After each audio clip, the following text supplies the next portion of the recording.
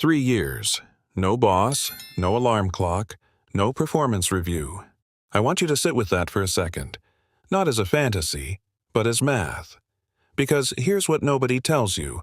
The people who actually pull this off don't drain their investment accounts to do it. They don't cash out their index funds. They don't raid their retirement money. They build a completely separate engine, one that runs parallel to their long-term wealth.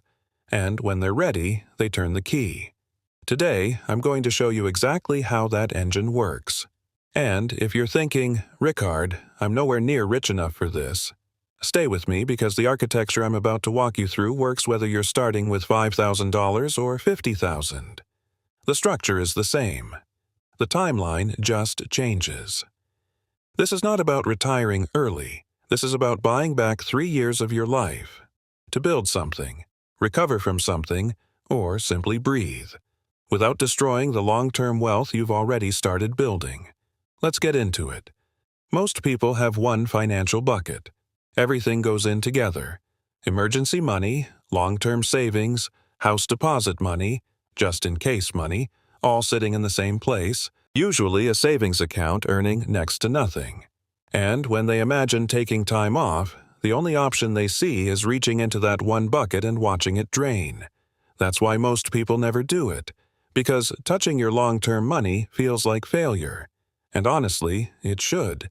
Because compound interest doesn't pause while you figure yourself out. Miss 3 years of compounding at 35 and you don't just lose 3 years. You lose the decade of growth those years were supposed to trigger. A study from Fidelity found that people who took career breaks and returned to investing later had portfolios averaging 26% smaller at retirement than people who kept their accounts untouched. That's not because they spent more. That's purely the compounding gap. So the answer isn't to stop wanting freedom. The answer is to stop funding it from the wrong account. What you need is what I call a parallel stack. 3 separate layers, each with a specific job, none of them your long-term investment account. Layer 1. The floor. This is 12 months of bare minimum living. Not comfortable living, floor living. Rent, food, utilities, transport, health insurance. Nothing else. You calculate your actual floor number, not what you spend now. For most people, when they strip out all the work-related costs, the coffees, the lunches, the dry cleaning, the car for the commute, their real monthly floor is 30 to 40% lower than what they currently spend. So calculate that number and multiply by 12. This sits in a high-yield savings account. Nothing exciting. It's not meant to grow. It's meant to be there, untouchable for anything other than actual floor expenses during your freedom years. Layer 2. The Runway. This covers months 13 through 36. The difference here is how you hold it. Rather than keeping all of it in cash, you ladder it across short-duration instruments, treasury bills, short-term bond funds, or I-bonds if you've planned 12 months ahead. The reason is simple. Money you won't need for 18 months should be earning more than money you might need tomorrow. Right now, 3-month T-bills are sitting around 5%. A 2-year Treasury note is in the same range. You're not trying to get rich here. You're trying to not lose 3% to inflation while your runway sits idle. Laddering means staggering the maturity dates. 6 months out, 12 months, 18 months. As each one matures, you roll it forward or park it in the floor fund as you burn through year 1. Layer 3. The income bridge. This is the layer most people skip, and it's why their 2-year plans last 8 months. The income bridge is any activity during your freedom years that generates cash without requiring 40 hours a week. Freelance work, consulting, a small rental income, digital products, even part-time seasonal work if that's your situation. Here's the math that changes everything. If your floor is $2,800 a month and you generate $1,200 a month through some form of part-time or passive income, you've cut your monthly burn rate by 43%. Your 3-year fund now lasts over 5 years. Your long-term investments? Untouched. Still compounding. Still growing while you sleep. The point of the income bridge isn't to work during your freedom years. It's to extend your runway without adding more to the stack up front. Now, for the practical side, how long does this actually take to build? Let's say your floor number is $2,500 a month. Your 3-year parallel stack needs to cover $90,000 in total living costs.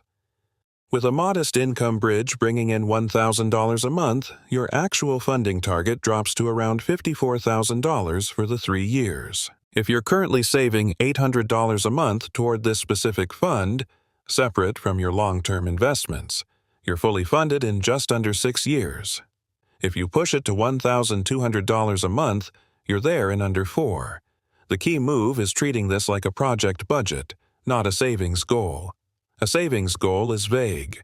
A project budget has a number, a timeline, and a completion date. The moment you assign a real number to your freedom, it stops being a dream and starts being a deadline. Nothing stops. Not during the build phase, not during the freedom years. This is the whole point of the parallel stack. Your index funds keep running. Your contributions continue.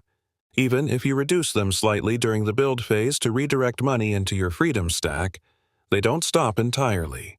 And during the freedom years, if you've engineered your income bridge correctly, you might even keep contributing at a reduced rate. People who figure this out early realize something important. Freedom and wealth building are not opposites. You can run them at the same time. You just have to build 2 separate systems instead of 1. 3 years is not a vacation. It's a recalibration. It's time to build the business you've been postponing.